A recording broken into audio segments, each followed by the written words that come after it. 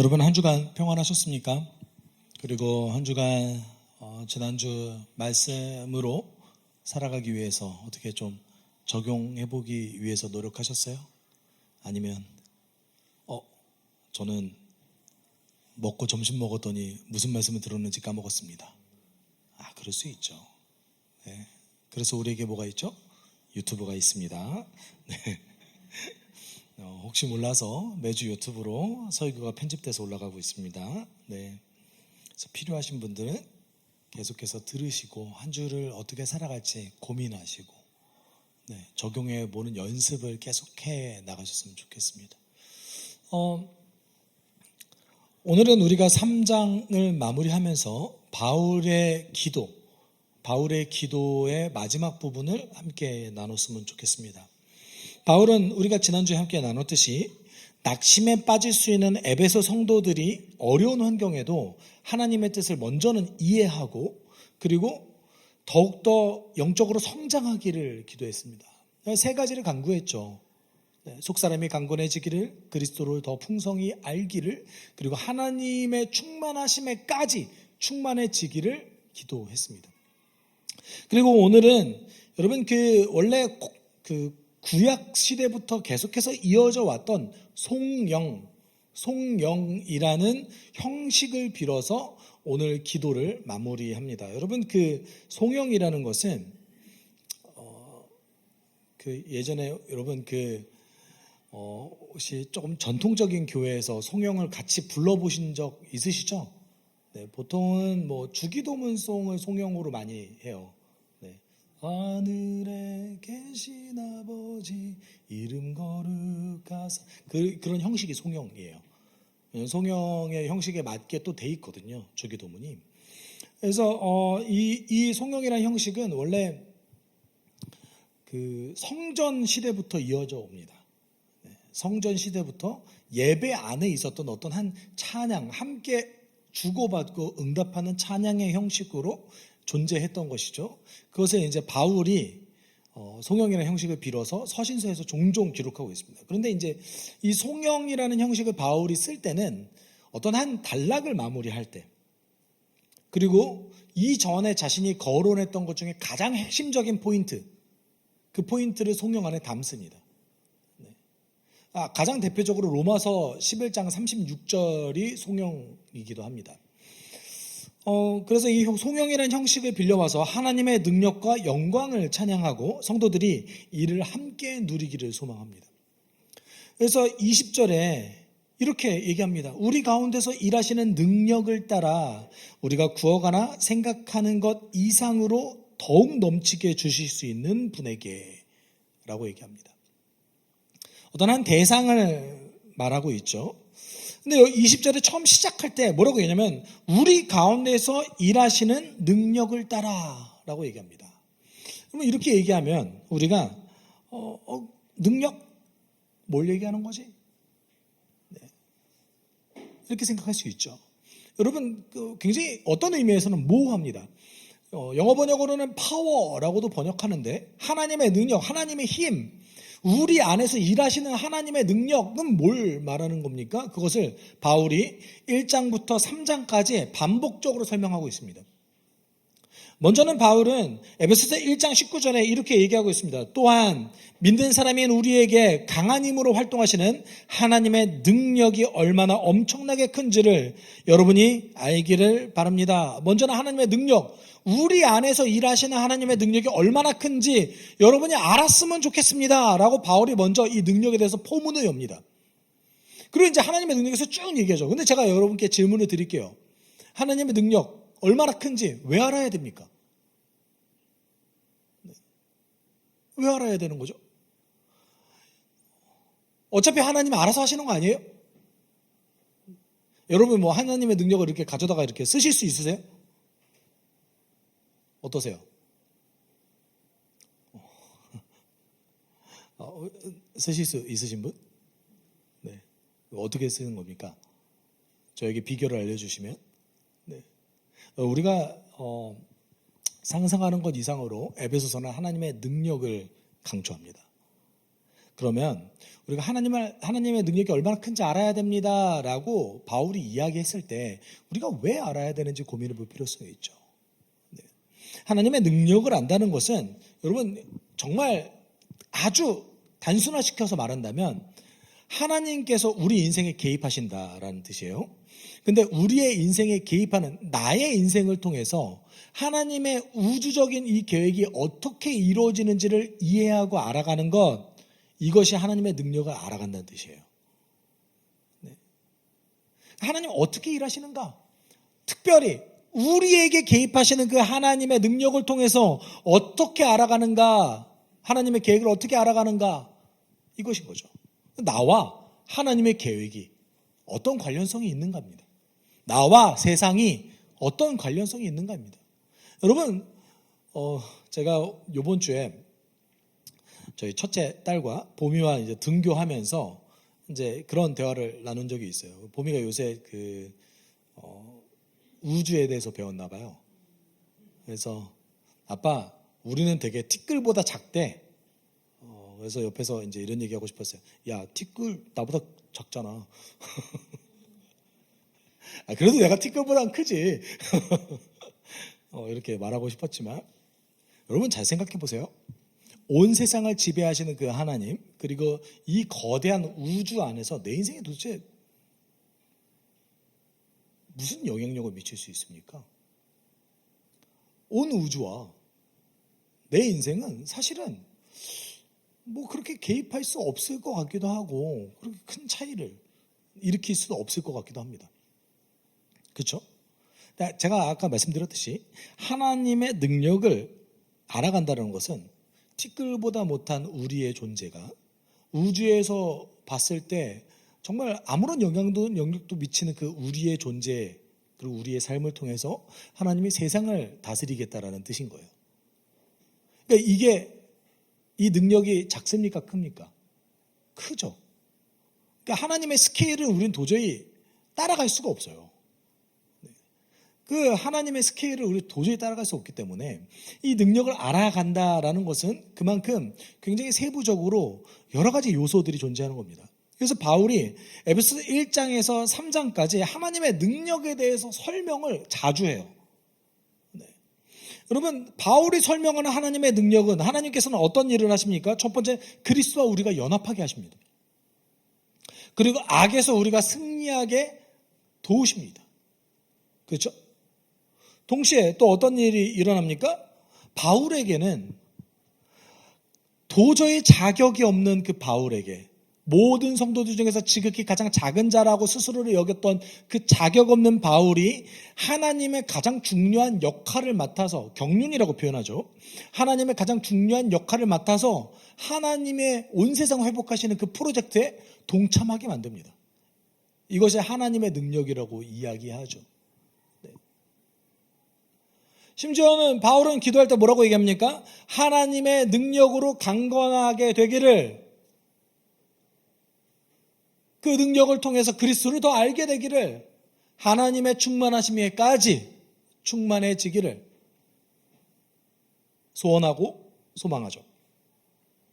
여러분, 이런 점에서 에베소서 1장에서 3장까지 하나님의 능력이라는 것이 자주 거론되는데 좀 자세히 살펴보면 성도들이 하나님께서 이 능력을 허락하셨다. 하나님께서 성도들에게 이 능력을 허락하셨다라는 뉘앙스를 품게 됩니다. 우리가 필요할 때, 우리에게 문제가 생겼을 때, 우리가 낙심했을 때 하나님의 능력을 마치 꺼내다 쓸 수 있는 것처럼 이야기하고 있습니다. 사실 이게 여러분 구약 성경에서는 절대 볼 수 없는 모습이거든요.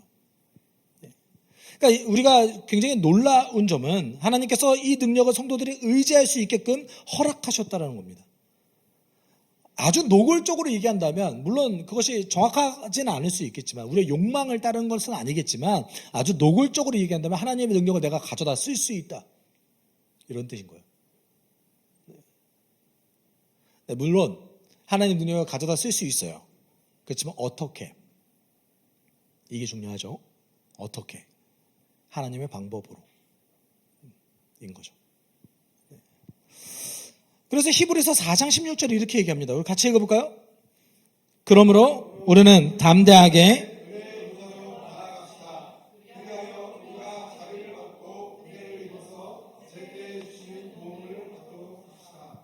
여러분, 원래 신과 인간의 관계는 어땠습니까? 신이 원할 때 그냥 도움을 주는 것 뿐이에요. 인간은 기다릴 수밖에 없어요. 그렇죠? 인간은 그 도움을 그냥 기다려야만 됩니다. 압도적인 격차. 네, 그것 때문에 우리는 뭐 갑과 을의 철저한 갑과 을의 관계죠.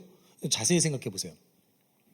하나님과 우리의 관계는 갑과 을의 관계인데 을에게 취약하신 하나님의 모습이 너무 자주 보이지 않습니까?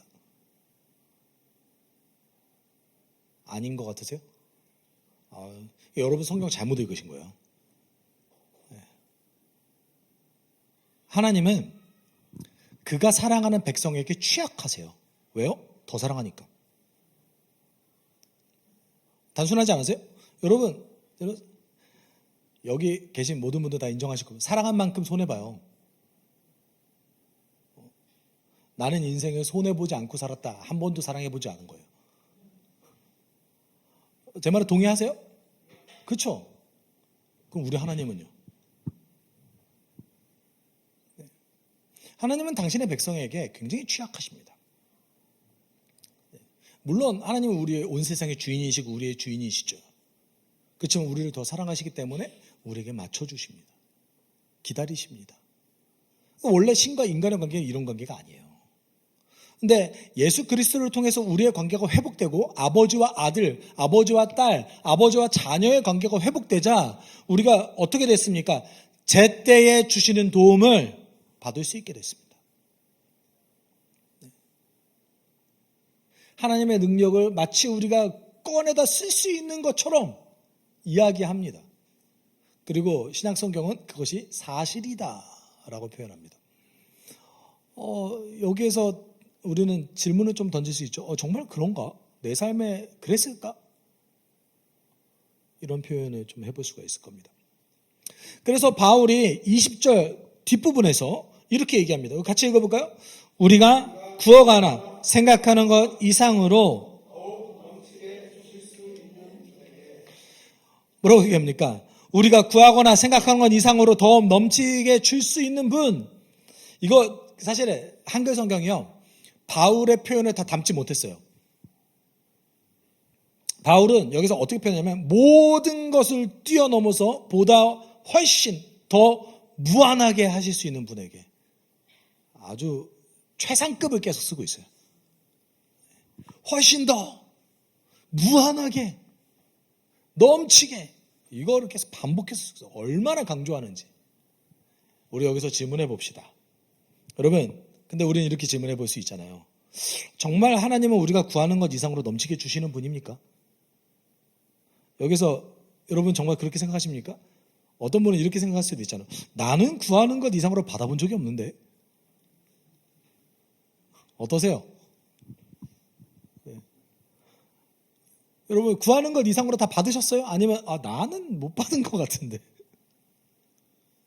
네. 어떠십니까? 하나님 정말 구하는 것 이상으로 주세요? 우리 솔직해집시다. 나는 구하는데 왜 안 주시지? 라고 솔직히 생각하세요? 여기 정직하지 못하신 분들. 이런 정직하지 못하신 분. 나는 왜 허락하시지 않으시지? 나에게 왜 주시지 않으시지? 나는 왜 구하는 것이 이루어지지 않지? 라는 생각 우리 종종 하지 않습니까? 그렇죠? 근데 우리가 20절에서 구하는 것 뭐예요? 뭘 구했다는 거예요? 성도가 구하는 모든 것을 뜻할까요? 우리가 성경을 잘 읽어야 돼요. 바울이 표현했습니다. 구하는 것 이상으로 더 넘치게 훨씬 무한하게 주실 수 있는 분에게 라고 표현했습니다. 우리 하나님 그러신 분이래요. 근데 여기서 바울이 얘기하는 구하는 것이 뭐냐고요? 우리 지난주에 함께 구했던 거 있잖아요. 낙심에 빠졌을 때 속사람이 강건해지는 것, 강건해지는 것을 넘어서서 그리스도를 더욱 깊게 넓게 풍성히 더욱더 알아가서 영적으로 성장하는 것, 성장하는 것을 넘어서서 하나님의 충만하심의 경지까지 이르게 되는 것을 구하죠. 우리 무엇을 구합니까? 우리는 예수께서 구하지 말라는 것을 밤낮 구한 다음에 하나님 왜 안 주세요? 여기 말씀 보세요. 구하는 것 이상으로 주신다면서 왜 저는 안 줘요? 이렇게 얘기한다는 거예요. 여기서 바울이 얘기했던 구하는 것은 무엇입니까? 낙심에 빠졌을 때 강건해지는 것, 낙심하지 않고 평안을 얻는 것, 그것 이상으로 환경과 상관없이 그리스도 때문에 내가 풍성해지는 것. 여러분, 정말 간절히 부탁드리는 것은 감정의 노예가 되지 마십시오. 여러분의 반응을 지연시키십시오. 우리는 반응에 즉각적으로 반응하는 자, 어떤 환경에 즉각적으로 반응하는 자들이 아니라 그리스도 안에서 반응을 지연시킬 수 있는 존재들입니다. 어떤 뜻입니까? 나에게 어려운 일이 되었을 때 주 안에서 기도하고 그것을 해석하십시오.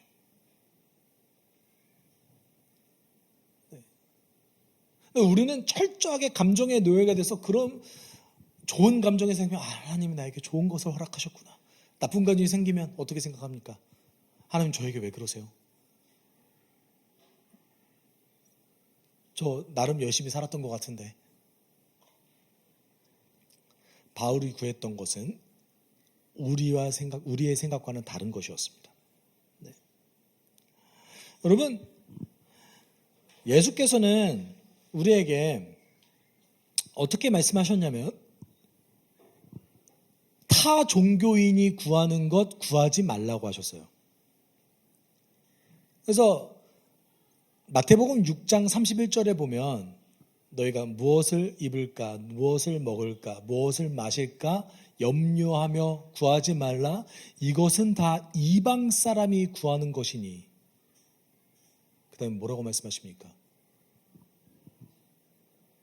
너희는 먼저 하나님의 나라와 하나님의 의를 구하여라. 그리하면 이 모든 것을 너희에게 더하여 주실 것이다. 네. 우리가 말씀을 읽을 때 강조점을 잘 살펴봐야 돼요. 예수께서 말씀하셨던 그 기도 어떻게 구하라 라고 하셨을 때 하나님 나라와 하나님의 의를 구하라 라고 말씀하셨죠. 그렇죠? 근데 우리는 요거를 우리가 진짜 열매를 좋아해요. 그렇죠? 그래서 어떻게 받아들이려고 하냐면 이 모든 것을 받기 위해 하나님 나라와 의를 구해야 된다라고 얘기해요. 안 그러세요? 왜 나만 이상한 사람 만들어요? 왜 저만 이상한 사람 만들어요? 내가 이 모든 걸 얻기 위해서는 하나님 나라와 의를 구해야겠구나. 여기서 얘기하는 그럼 이 모든 것, 예수께서 말씀하셨던 이 모든 것, 여러분 이방인이 구했던 이 모든 것이에요. 근데 이거 구하지 말라고 하셨어요. 언제나 말씀드립니다. 구하지 말라고 하셨고 뭐라고 하셨어요? 하나님 나라와 의를 구해라. 하나님이 너 먹고 사는 거 걱정치 않게 해줄게. 근데 우리 현대인의 관점에서 봤을 때 우리가 구하는 것은 우리가 무엇을 입을지, 무엇을 먹을지, 무엇을 마실지 고민하지 않고 어떻게 더 남들과 비교해서 더 많이 소비하는 것을 구하죠. 더 모으는 것을 구하죠. 그리고 하나님께 원망하죠. 하나님 구했는데 왜 안 주세요? 구하지 말라고 하셨어요. 네. 여러분 신약 성경은 아주 자세하게 보십시오. 성도들이 구했던 것이 무엇인지. 그렇죠? 여기서 얘기하는 아주 노골적으로 우리의 표현으로 한다면 여기서 구했던 것이 무엇입니까? 하나님 나라 백성으로 공동체 안에서 우리 숲속교회 맥락에서는 어떤 맥락입니까? 네 가지 관계 안에서 균형 있게 성장하기를 구하는 거죠. 하나님 나라 복음으로 살아가기를 구하는 거죠. 여러분 왜 이렇게 구하면 이 모든 것을 더하시리라고 하셨을까요? 균형 있게 성장하는 사람들은 노동을 천박하게 여기지 않습니다. 노동을 하나님께서 다스리시는 그 회복에 참여하는 수단으로 여깁니다. 요새 천민자본주의가 들어와서 노동을 굉장히 천박하게 여기는데 하나님께서는 노동을 통해서 세상을 다스리기를 원하셨습니다. 그럼 세상과의 관계가 온전히 형성된 사람들은 그 노동을 통해서 내가 할 수 있는 것만큼, 나에게 주어진 만큼 가장 탁월하게, 내가 할 수 있는 만큼 가장 성실하게 살아가기 위해서 노력합니다. 그게 하나님의 나라 백성으로 세상과 관계하는 방식이에요. 그렇게 살아가는 자에게 하나님께서 이 모든 것 주시지 않으시겠어요? 다 주세요. 그럼에도 불구하고 우리 삶에 어려움과 불행이 있을 수 있죠. 그렇죠? 이 모든 것이 그 사람 삶에 주어지지 않는다면 어떻게 될까요? 그에게 뭐가 있어요? 공동체가 있잖아요. 주신다니까요. 여러분, 초기 교회가 이 모든 것을 구했음에도 불구하고 얻지 못하는 자에게 내 것을 내 것이라고 여기지 않고 나눴던 이유가 무엇입니까? 내가 얻었던 결과물은 내 게 아니라 하나님께서 나에게 나누라고 허락하신 것이구나 하고 나눴어요. 그러면 이 사람의 노동을 통해서 얻은 것이 우리의 것이라고 함께, 이게 공산주의가 아니에요. 그렇죠? 여러분, 초기 교회가 전 재산을 다 팔았다고 생각하지 마세요. 내 것을 내 것이라고 주장하지 않은 거예요. 전 재산을 팔았다는 얘기 없어요. 네. 때로는 누군가는 모든 소유를 팔았을 수 있겠죠. 근데 그 사람은 그럼 먹고 사는 게 사라졌을까요? 아니, 그렇지 않아요, 여러분. 맥락을 잘 읽으세요. 제발 우리 약간 흑백 논리에 빠지지 않았으면 좋겠어요. 그렇죠? 재산을 공유하는 게 아니라 내 것을 내 것이라 여기지 않고 약자들에게 양보했다는 뜻이죠. 하나님 나라와 의를 구했음에도 불구하고 먹는 것과 입는 것과 의식주가 해결되지 않는 그 고대 시절 속에서 생산이 제한됐기 때문에 그런 사람들에게 내 것을 나눴다라는 거예요. 여러분, 예수께서는 우리에게 하나님 나라와 의를 구하라고 하셨습니다. 바울은 낙심한 자들에게 강건해지기를, 예수를 더 알길, 충만해지기를 구했습니다. 그렇게 구했더니 어떤 일이 벌어졌대요? 내가 상상하는 것, 내가 구하는 것 이상으로 하나님께서 주셨다 라는 거예요. 여러분, 우리가 하나님 나라와 의를 구한다면, 우리가 성경대로 주께서 구하라는 것을 구한다면 주께서는 우리에게 구하는 것 이상으로 더 넘치게 주실 것입니다. 여러분, 하나님께서 언제나 이렇게 되셨어요. 바울이요, 지금 이 순간에 감옥에 갇혀 있어요. 낙심할 만하죠. 그리고 실제로 낙심했습니다. 그가 그 감옥에 갇혀 있음에도 불구하고 평안을 누리고, 감옥에 갇혀 있음에도 불구하고 그리스도를 더 풍성하게 알아가게 되고, 심지어는 하나님의 충만하심까지 충만해지기를 소망하고 구했던 것은 하나님께서 그에게 환경과 상관없이 더 주셨기 때문에 그래요. 여러분, 성경을 읽어보면 그런 일 너무 많습니다. 노예에서 해방되기를 꿈꿨던 이집트 백성에게 하나님께서는 뭐라고 얘기하셨습니까? 너는 노예에 해방된 자, 자유인 그 정도가 아니라 내 백성이야, 내 아들이야, 내 자녀야. 예수께서는 자기 오빠가 자기 오빠가 회복되기를 원하는 마르다와 마리아에게 오빠가 부활되는 모습을 보여줬습니다. 중풍병자에게는 내 몸이 낫기를 원합니다 라고 얘기했던 그 중풍병자에게는 내가 너의 죄를 사하노라 라고 말씀하셨습니다. 그 민족의 구원자를 원했던, 민족의 지도자를 원했던 이스라엘 백성들에게는 온 세상을 회복하는 메시아를 보내주셨습니다. 이게 하나님의 방식이라는 거예요.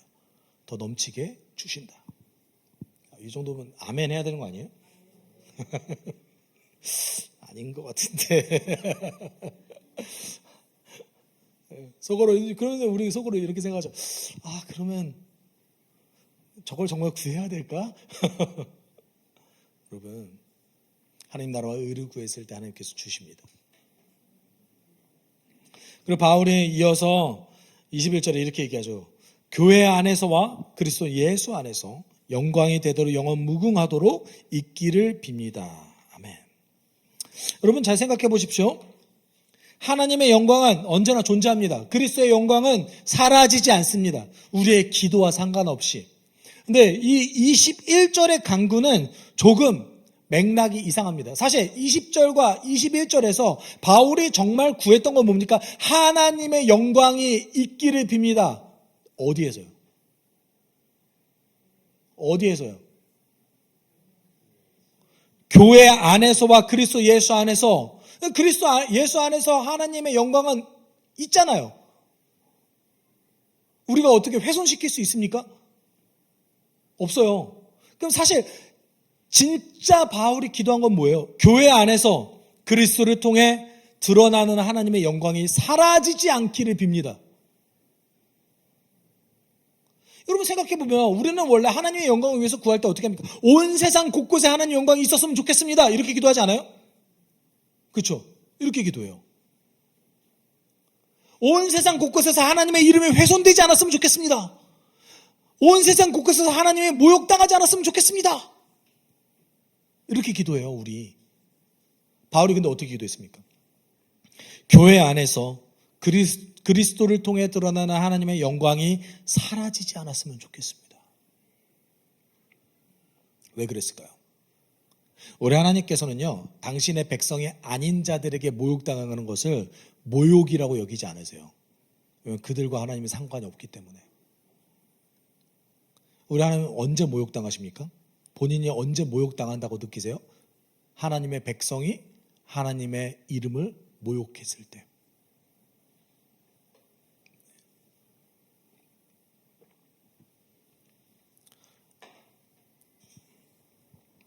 여러분, 우리가 3장의 맥락에서 3장 10절에 이렇게 표현하죠. 이것은 이제 교회를 통하여 하늘에 있는 통치자들과 권세자들에게 하나님의 갖가지 지혜를 알리시려는 것입니다. 바울은 자신의 사명이 복음을 전하고 하나님께서 주셨던 그 공동체의 비밀, 다민족이었잖아요. 교회 자체가 다민족이었어요. 용납과 하나님의 사랑, 용납과 용서, 그리스도의 사랑이 서로 편만하게 넘치게 있는 그 공동체의 비밀을 전하는 것이 자신의 사명이라고 얘기했습니다. 그러니까 복음과 공동체, 이게 바울의 사명이에요. 복음과 공동체. 그런데 이 사명을 내가 행하다 보니까 이것이 목적이 무엇이냐라고 보니까 교회를 통해서 이 세상에 또는 세상을 지배하는 자들에게 어떤 게 벌어집니까? 하나님의 아름답고 복합적인 그 지혜가 울려 퍼지게 되어진다. 바울의 이제 뒷부분에 나오는 어휘로 따지면 하나님의 영광이 세상 가운데 뭐를 통해서? 교회를 통해서. 그러니까 바울이 어떤 기도를 한 거예요? 교회 안에서 하나님의 영광이 사라지지 않기를 빕니다. 교회 안에서 하나님의 영광이 사라지지 않는다면 그 영광이 세상에 드러날 것이기 때문입니다. 라는 말인 거예요. 네. 여러분, 이 에베소서 3장 10절을 예수께서 아주 단순하지만 강력한 어휘로 또 바꿔서 말씀하셨어요. 이거 예수님 버전으로 하면 어떻게 될까요? 여기 교회를 통해서 세상에 하나님의 영광이 알려진다고 했잖아요.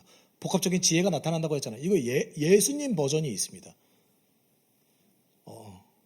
뭘까요? 요한복음 13장 34, 35절입니다. 같이 읽어볼까요? 서로 사랑하여라. 내가 너희를 사랑한 것 같이 너희도 사랑하여라.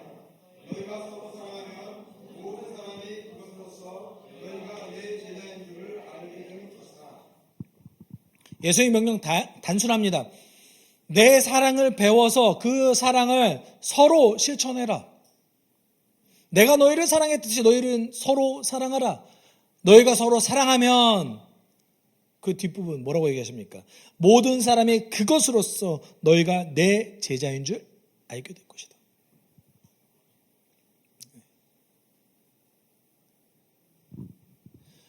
우리가 여기서 이제 조금 오버해서 해석할 필요는 없어요.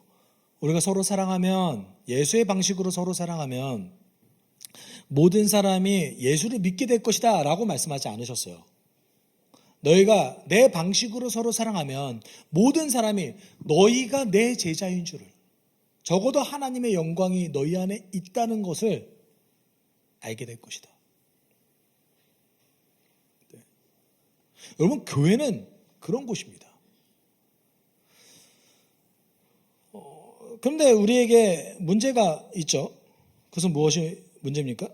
사실 2000년 역사 가운데 서로 사랑하는 교회가 어떻게 하나님의 영광을 드러내는지 증명되어졌습니다.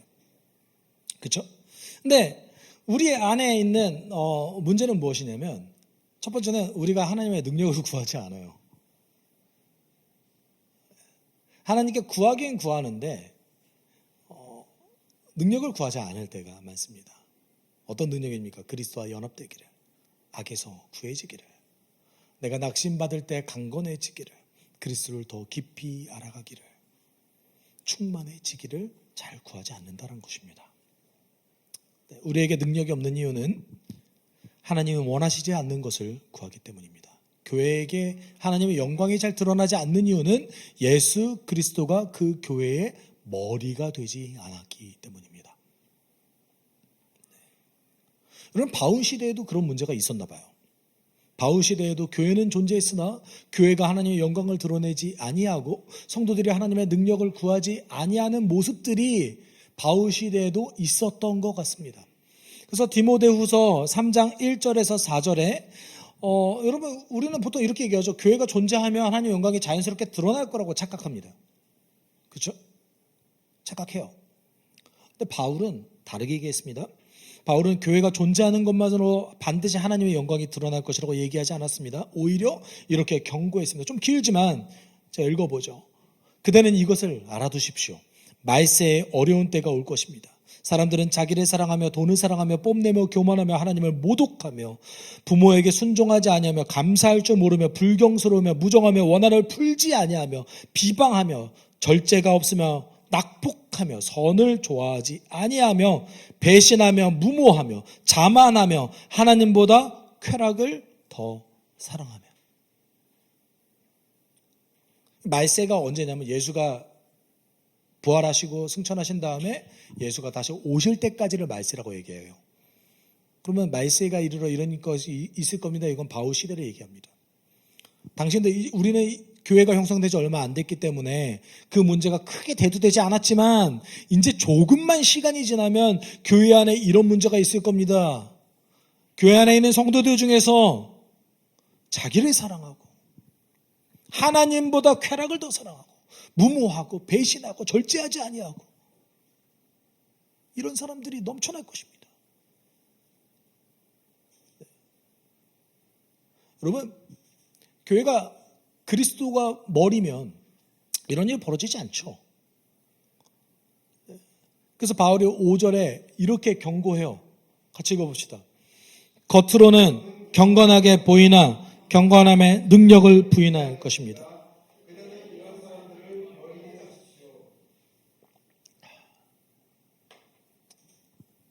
여러분, 제가 그래도 적지 않은 시간을 사역자로 살았습니다. 물론 뭐 엄청 그렇게 막 길다고 얘기할 수는 없지만 그래도 한 16년, 16년 정도를 사역자로 살아갔습니다. 제가 만나왔던 수많은 사람들, 뭐 엄청 많지는 않지만 그래도 적지 않은 사람들이 있습니다. 제가 가르쳤던 아이들이 있습니다. 다 교회를 다닙니다. 교회를 다니는 친구들이 굉장히 많습니다. 그리고 많은 친구들이 뭐 결혼도 하고 자녀도 낳고 그렇습니다. 그런데 대화를 나눠보면 오로지 내 욕망이 이 땅 가운데서 어떻게 충만해질 것인가에 관심이 있습니다. 교회는 다니고 예배는 드리고 사역은 한다고 얘기하지만 하나님이 정말 구하라고 하셨던, 예수께서 정말 구하라고 하셨던 하나님 나라와 의를 구하지 않습니다. 정말 그리스도를 따라가는 것을 원하지 않습니다. 경건의 모양은 있으나 경건의 능력이 없는 그런 일들이 이 21세기 시대에 너무나 많이 있습니다. 여러분 디모데후서 3장 1절에서 4절 보세요. 이거 우리 얘기하는 것 같지 않아요? 저는 솔직히 처음에는 말세에 이르러라고 얘기해가지고 야 바울이 진짜 예언의 능력이 탁월하구나. 야 21세기에 살아가는 사람들을 위해서 이런 예언을 했구나. 저는 처음엔 그렇게 생각했어요. 근데 바울 때도 이랬다는 거예요. 사실은 바울 때도. 그래서 뭐라고 얘기합니까? 여러분 우리가 5절 이렇게 얘기하잖아요. 겉으로는 경건해 보이나 경건함의 능력을 부인할 것입니다. 그대는 이런 사람들을 멀리 하십시오. 네. 여러분 우리 인생의 100%는 별로 존재하지 않습니다. 여러분 100% 하나님께 다 헌신하실 수 있으시겠어요? 다 포기하시고 지금 선교사로 나가라고 하신다면 너무 기뻐요. 저를 불러주셔서 너무 감사합니다 라고 하시겠어요? 아니면 꼭 져야 할까요? 이렇게 말씀하시겠습니까?